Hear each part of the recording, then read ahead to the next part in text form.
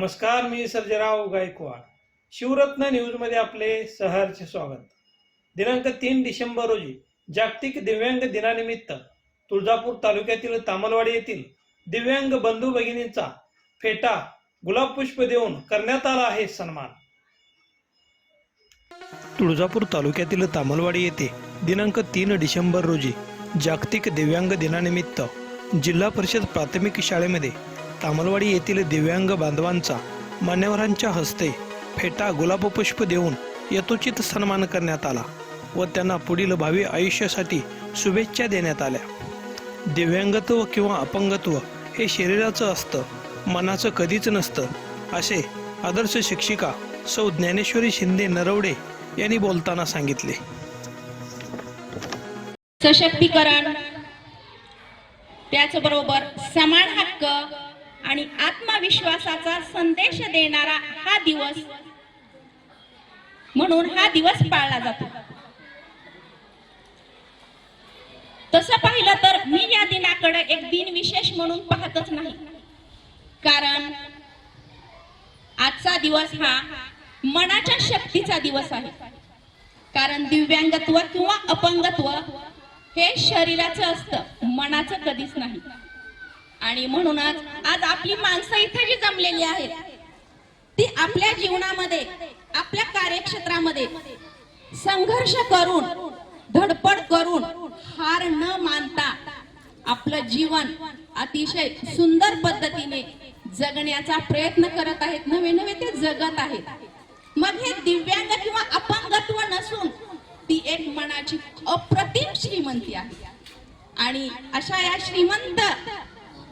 या अप्रतिम श्रीमंत आणि धनिक लोकांचा हा सन्मान सोहळा आहे.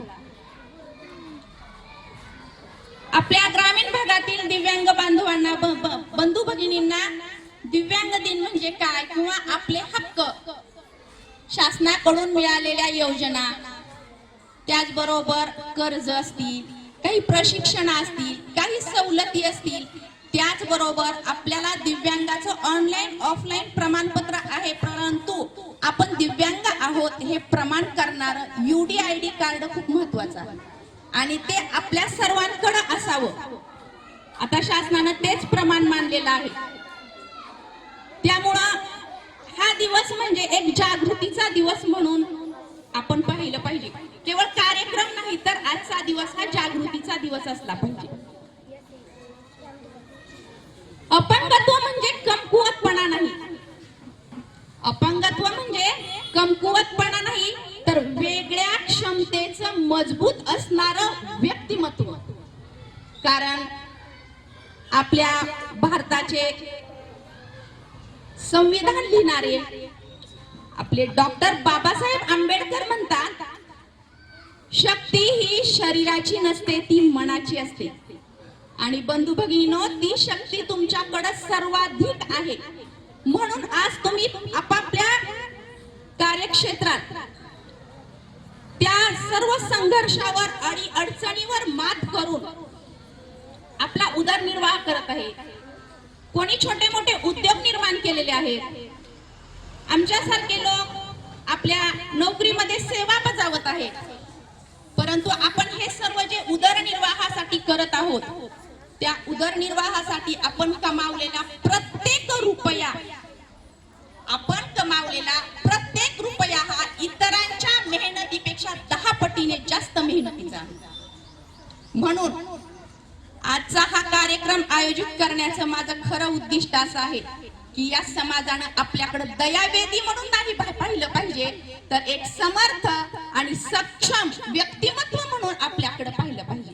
कारण आपल्याला विधात्याने एखादी गोष्ट आपल्या शरीरामध्ये म्हणजे कमकुवत दिली असेल, तर त्याच्या कैक पटीने जास्त आपल्याकडे एखादी असा गुण दिलेला आहे की त्या आपल्या कमकुवतपणावर आपण ती मात करू शकतो आणि तो आपल्या प्रत्येकाकडे आहे.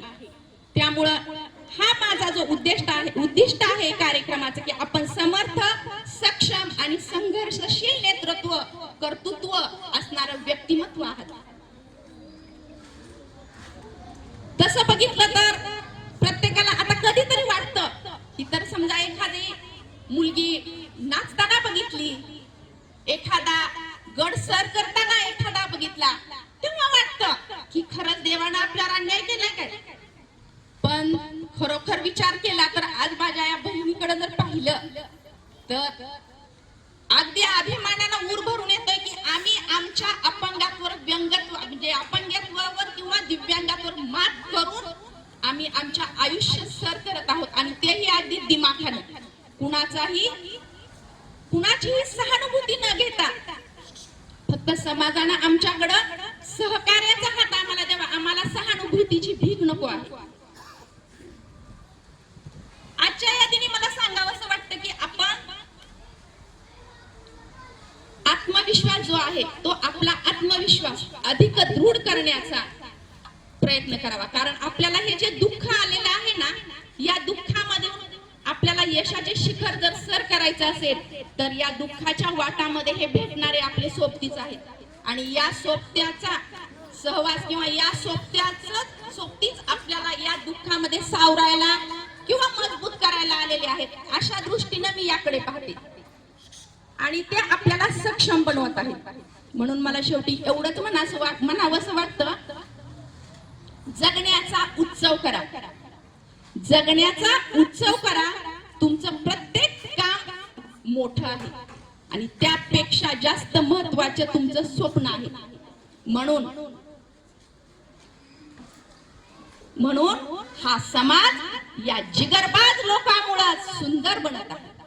आणि शेवटी आपल्या सर्वांना या जागतिक दिव्यांग दिनाच्या मनपूर्वक शुभेच्छा देते. आपलं आयुष्य आनंदानं चैतन्यानं बहरलेलं राहो, आपल्या मनामध्ये सदैव उत्साह ओतप्रोत भरलेला असो आणि आपल्या कामामध्ये प्रत्येकाला बळ ऊर्जा आणि शक्ती देण्याचं काम विधात्यानं करावं अशी शुभेच्छा देत मी माझ्या वाणीला विराम देते. जय हिंद, जय भारत, जय अपंग.